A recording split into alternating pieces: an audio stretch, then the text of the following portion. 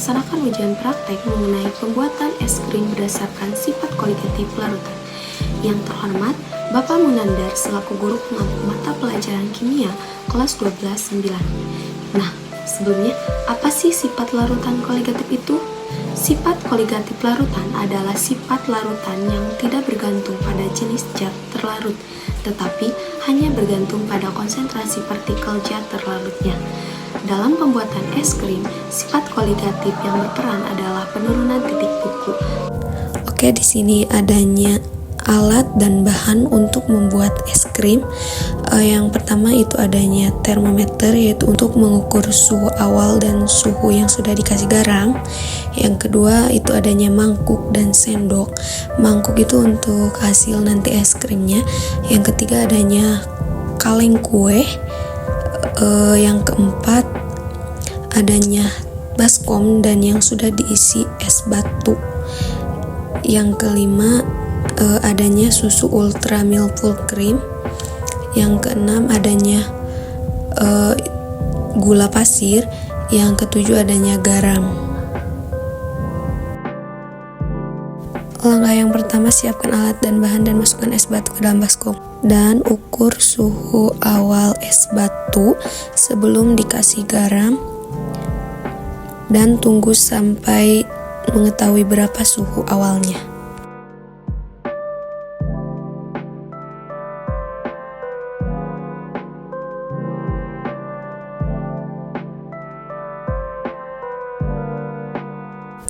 Suhu awalnya yaitu 15 derajat Celcius. Setelah itu, masukkan garam ke dalam baskom yang berisi es batu, lalu aduk hingga merata.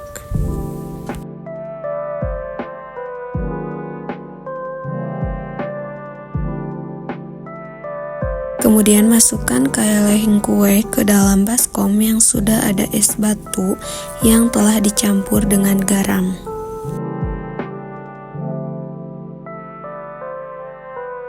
Dan masukkan susu full cream ke dalam kaleng sebanyak 250 ml. Setelah itu, kasih gula pasir sebanyak 2 sendok atau secukupnya. Kemudian tutup kaleng hingga rapat. Sesudah ditutup dengan rapat, guncangkan atau putar kaleng kue tersebut selama 20 menit.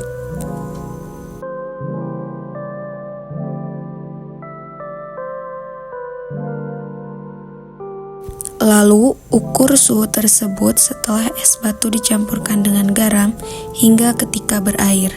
Dan suhunya mencapai min 10 derajat Celcius. Sesudah 20 menit kemudian, es krim pun sudah membeku.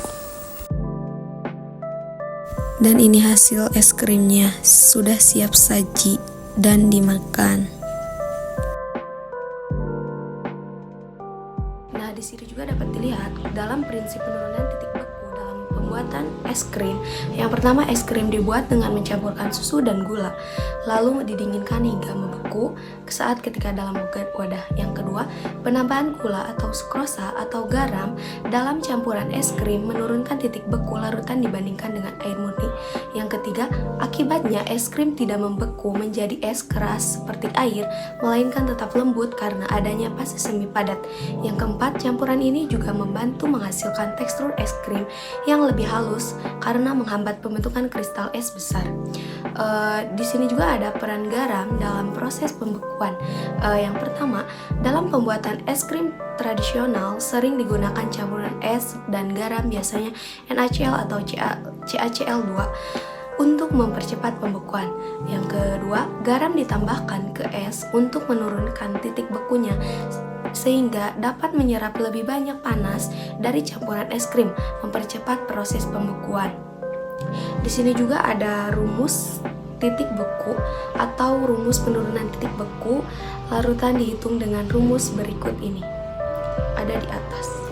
Kesimpulannya, yang pertama, es krim tidak membeku seperti air biasa karena adanya gula yang menurunkan titik bekunya. Yang kedua, proses pendinginan menggunakan garam dan es batu mempercepat pembekuan es krim dengan menurunkan suhu lingkungan di sekitarnya.